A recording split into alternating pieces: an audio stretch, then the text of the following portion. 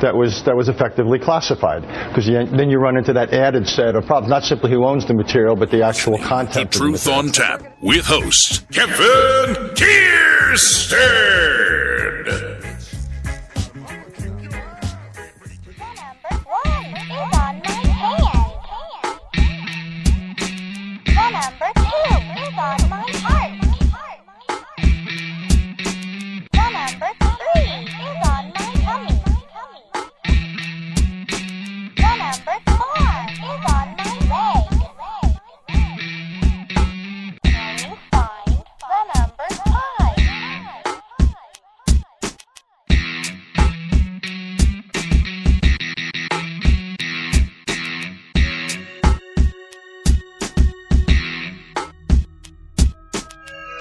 Wait, what was that?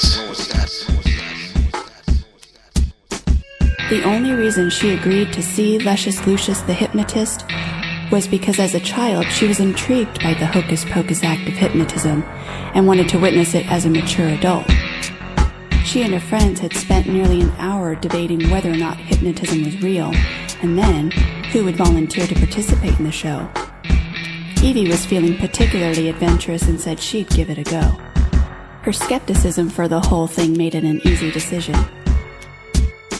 Inside was dim and smelled of incense. 6-foot pillar candles illuminated the sides of the tent. Guttural droning sounds of music played from hidden speakers that Evie couldn't locate. It wasn't obnoxiously loud, but it wasn't her taste either.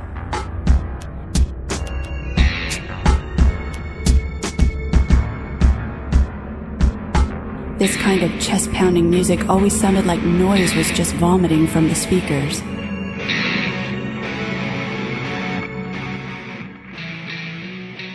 "Welcome," a silky feminine voice greeted her. She turned and looked into the dark gray eyes of a woman with long, wavy blonde hair that Evie would have killed for. "Oh, hi. I think I'm in the wrong place," Evie said. "Is this a private show?" "You're in the right place." There were women everywhere talking with one another. Some were leaning closely as if they were telling secrets, or maybe they were lovers about to kiss. "Trust me." The hostess plucked a mushroom-shaped chip from her own pouch, eyed Evie with something of a sexual nature, then ate it. "You're going to love these." The room suddenly seemed to become more vibrant. The darkness was in shadowed layers. The white silk of the women's togas shimmered and floated with their subtle movements. The palpitating music now buzzed in her ears.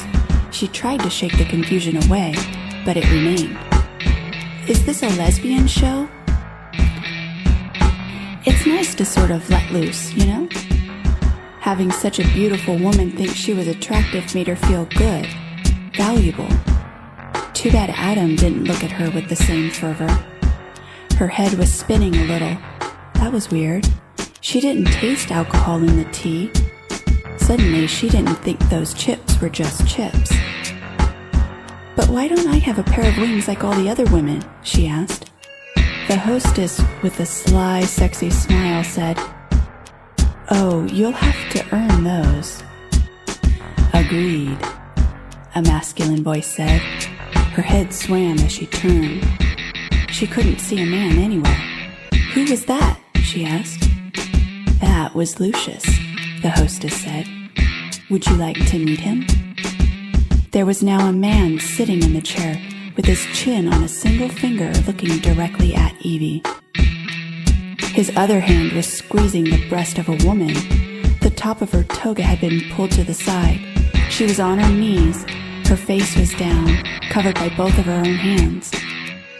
The poor woman looked absolutely mortified at such a public display, all of which made him frightening to look upon.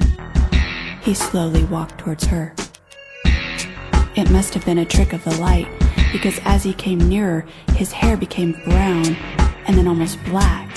His face was perfect. It was too perfect. The peculiar dizziness came again, and then Evie wondered if maybe it was a hypnotist trick. She felt as though she was being pulled into a trance. Lucius's face became fuzzy and then clear, and then it suddenly changed altogether. His forehead bulged out with spines flanking his hairline. Eyebrow ridges and cheekbones seemed to become pointed, and his chin grew long, devilishly long. His preternatural look was suddenly gone, and now Evie was looking back at the flawlessly perfect face of Lucius the hypnotist once again. "Welcome," he said. "Thank you." She felt as though she was forgetting something, though. Then she asked, "Are you hypnotizing me?" The blonde laughed a soft, sexy laugh in Evie's ear, then pulled her away from the hypnotist. She led her to a couch that was on the other side of the tent, but she could still feel his eyes on her. He was also smiling. Her stomach did a couple of flip-flops, and then she suddenly felt her thighs become wet. Her knees were shaking. She suddenly wanted to fuck.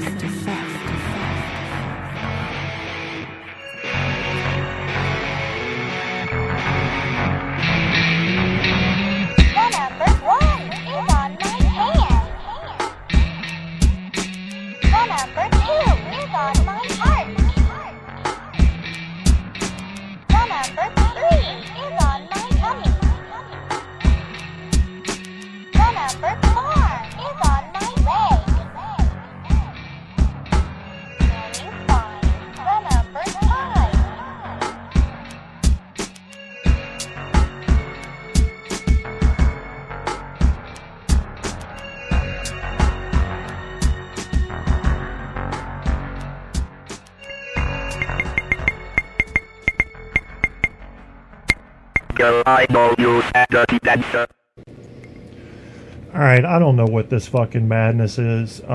It sounded cool when I first heard it. It's a weird song, obviously, but I like weird songs like this. So we're gonna find out. I'm gonna, yeah. So I'm gonna get into that. I'm gonna get into that song. Figure out what the fuck's up. I might open up the Skype lines here. Actually, I've got Skype open, so only cool people can call in, and we're going to talk a little bit about Miss Clinton. What do you think should happen with her? What do you think should happen with government email regulations? And for you foreign people, do you give a shit if your own government has conversations in secure fashion or not? How about that? Mr.Kevin.Kiersted on Skype. Mr.Kevin.Kiersted stead as in steady. My name is not Fred, but my mama's name's Freddie. I said it, bitches. Yes. And now that I can get my own fucking feed from my brain, tonight, don't forget the evil show, the evil crew.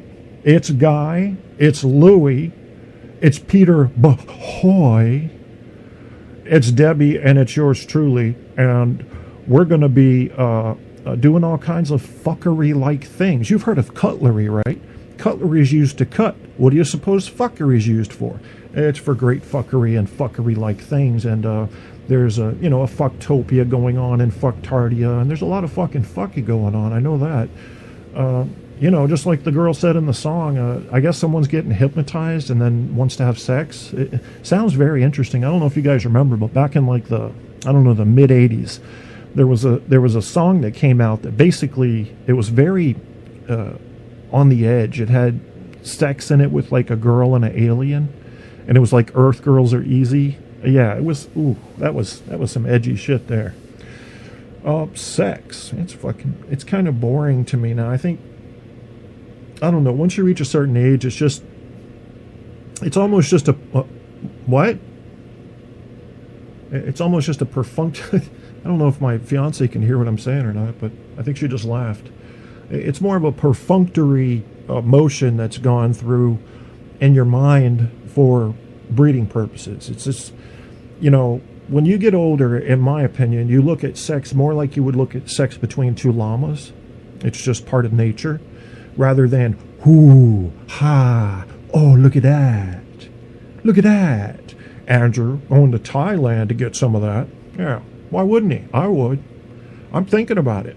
No, I wouldn't do anything like that because I'm not interested in it, but it would make a damn good documentary.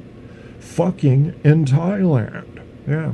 So how about this Hillary Clinton person? She seems to be shrouded in controversy almost at all times. We know that the Republicans have begun their sniping job early. They have to. This is politics. I don't blame them for that because that's politics. But what I would blame the public for is falling for it. Know the actual seriousness of these so-called offenses by Hillary or any other candidates. And when the Democrats turn around, and they will, and go after the Republicans, look at that with equal skepticism. How important is it that she used her personal email servers for so-and-so? We don't know what the so-and-so is yet. We don't know. Was it classified stuff? Because if it was, we get a whole new ballgame going on there. The laws even changed there. Or was it just, hey, Putin, how you doing, man? Nigga, you need to get some hair growing because you're losing that shit and you will not look good bald, bro. You would look half as scary, if that. Yeah, I mean, what if she was just saying that, you know? So that's a whole nother game there. Andrew got a funny screenshot last night that involved you, though I wasn't there. It involved me? I don't, I'm not responsible for anything I've done more than 24 hours ago. I believe that's written somewhere. And if it's not, does it matter? I mean, it's my claim. I'm claiming it now. What else did I say I would talk about this show? I think what we got to do with Hillary is take a look at what was handled on these servers, how secure the servers were, and you know, don't try to write the law to fit the situation if you hate Hillary, because we're going to go over a list later of people that use personal emails or even public. I mean, I would call them public, like a Yahoo or a Gmail, to send government correspondence. So you got to go after them too. If you're going to go after her, go after everybody. You know, this cannot be an isolated attack. But I still, yes, the question in my mind, why did she want private servers? I think probably so that she could be selective about what she shared and what she hid. And I don't like that idea with someone who's a Secretary of State. But what I don't like doesn't matter when it comes to the law. And this is something that people routinely do, at least in America, is they look at something under a microscope that they only select one person with which to use that judgment that they're coming to by looking at this thing under a microscope. And selective outrage becoming a big buzzword. You know it's happening. It happens all over the world. You want to be pissed off about one thing, but apply the equal scenario to somebody that you like, and it's okay then. It's all right then. No biggie. No biggie. We have to know if there were federal laws broken with the secure data transmission among government officials. Someone in a position as Secretary of State is going to be handling some sensitive stuff. So it's going to have to be established whether or not any of that information crossed through her servers. And then she's going to have to prove, in my court of public opinion, how secure her servers were and whether or not she literally went against federal law regarding sensitive data. That's what's going to have to be established. And if it's established that she has not shared anything of potentially high value regarding secret information, then leave her the fuck alone about this, okay? Because there's a lot of people using public emails about it in government positions.